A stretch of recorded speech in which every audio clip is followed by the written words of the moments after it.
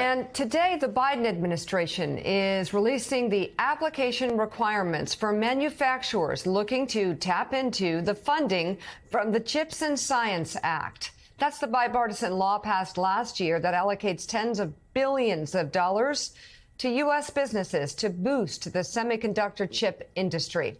Along with a lengthy application process and due diligence checks, manufacturers hoping for a large investment will need to comply with some of the administration's public policy agenda, like affordable child care and limiting stock buybacks. Joining us now, U.S. Secretary of Commerce Gina Raimondo. It's great to have you on the show. So this is the CHIPS Act in action. Tell us how it's going to work, what exactly is required, and what the goal ultimately is. Good morning. It's great to be with you guys. So the goal here is to make a once-in-a-generation size investment in our national security. You know, your prior segment was talking about China and how we can protect ourselves. The CHIPS Act is an investment in America. So we can lead the world in emerging global technology. And as you know, Mika and Joe, right now we're in a very vulnerable spot in that we purchase 90% of our leading edge chips from one company located in Taiwan, which is untenable, as the president has said. So this will allow America to make leading edge chips in our country with American workers, which will enable ourselves to continue to lead the world in technology. Madam Secretary, good morning. Certainly, we've heard from the president quite a bit about the economic impacts from this legislation, from the CHIPS Act going into effect over the months and years to come. I was hoping you could speak to us a little bit about the announcement that the manufacturers seeking a slice of the federal subsidies to make these happen will have to do a few things to meet these requirements, including ensuring affordable child care, limiting stock buybacks, and so on. Oh, I think we may have lost Madam Secretary, the audio there. Can you hear me? I think we've, Mika and Joe, I think we've lost. The Secretary said that she lost the audio there while mid-question, which, frankly, probably a lot of guests would prefer when I'm talking. So, well, no, it was a good question. It's not that they prefer. A lot of guests just pretend they can't hear what you're asking. Maybe that's what it is. It's a good. This is usually my job. No, I only know, make fun of Lemire. I only know this because it happens to me a good bit. We'll get back to the Secretary in just 1 minute while they're fixing her IFB and the audio. But let's go to Jeremy. Jeremy, this is actually something that our government's usually not that good at doing. There have been times after Sputnik, and what was that, 57, 58? After Sputnik, there was a huge push for students to take science and math, and a lot of kids in the late 50s, early 60s went to school, on a scholarship because of Sputnik. Here we're doing it again with chips, and talk about how absolutely critical that it is, because from time to time there's a concern. I know in the late 1980s there was a concern that our nuclear weapons wouldn't work if the Japanese withheld the semiconductor chips from us because we didn't make them ourselves. Then 2 years later, boom, Intel, and the whole world changes. But we find ourselves in a vulnerable position again. Talk about that. Yeah, Joe, this is industrial policy. I mean, this is an effort to reclaim the supply chain dominance that we once enjoyed in semiconductors. We no longer manufacture the world's leading edge technologies with respect to semiconductors.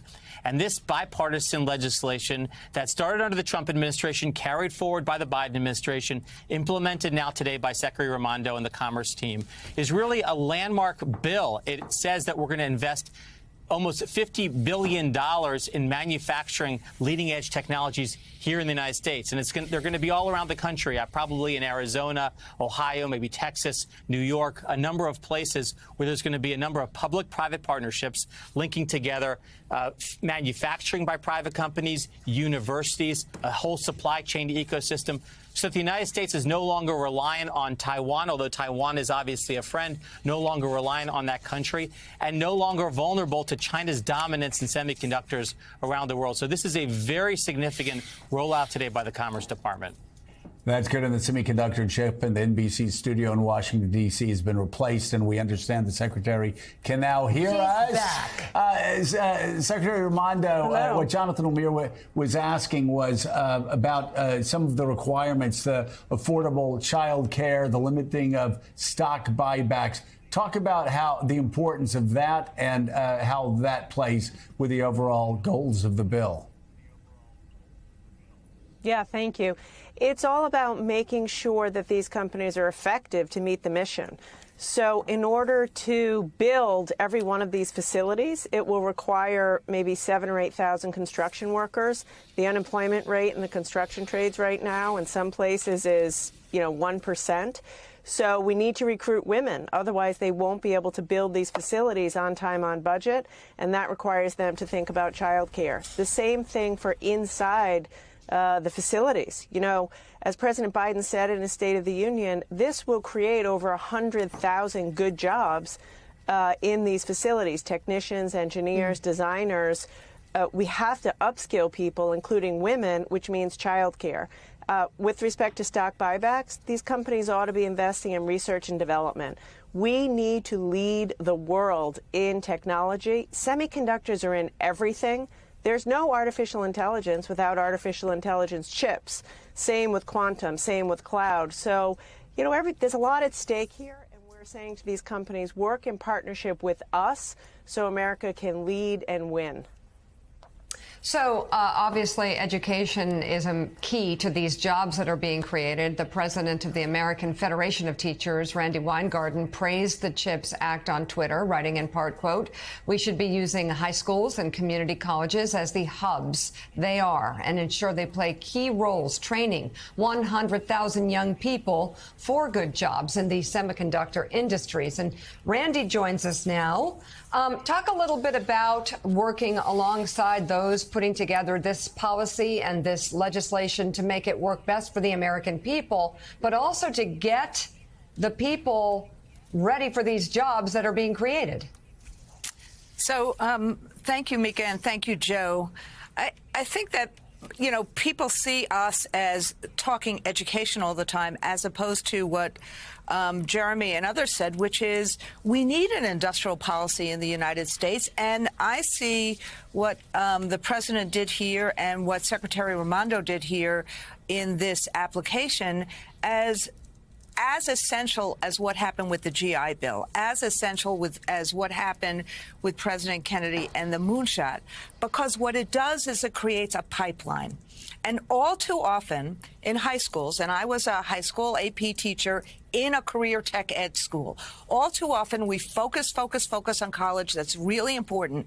But we don't actually create pathways for kids from high school to job and career. And that is what Secretary Raimondo has done here, which is working with companies, starting with high school and community colleges as hubs, creating those pathways for the designers, for the technicians, for the engineers, and creating workplace partnerships with high schools so we can help create this pathway for high school students. I'm really excited about this. I think it's going to help hugely with some of the things you said earlier in the day about making sure kids see a future for themselves, which will help reduce anxiety and depression.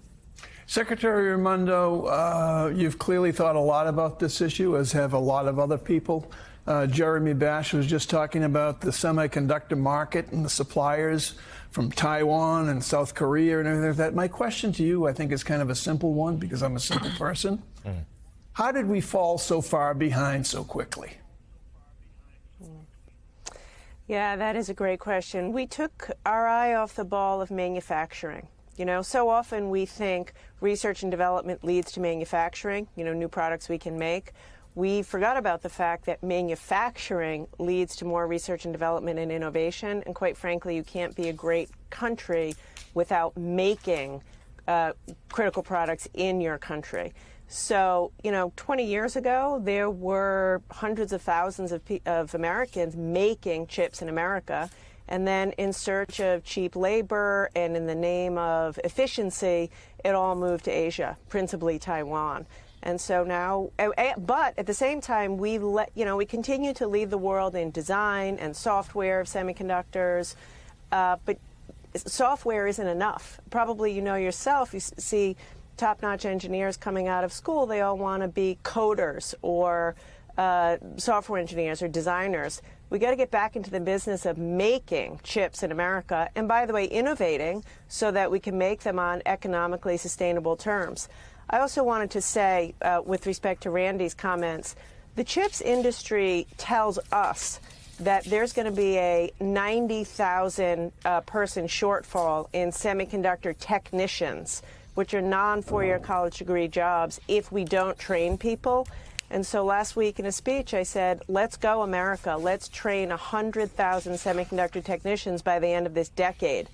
And in the decades after President Kennedy issued his moonshot, we quadrupled the number of engineers that this country produced. So, you know, this is game on. Let's come together as a nation and meet these goals.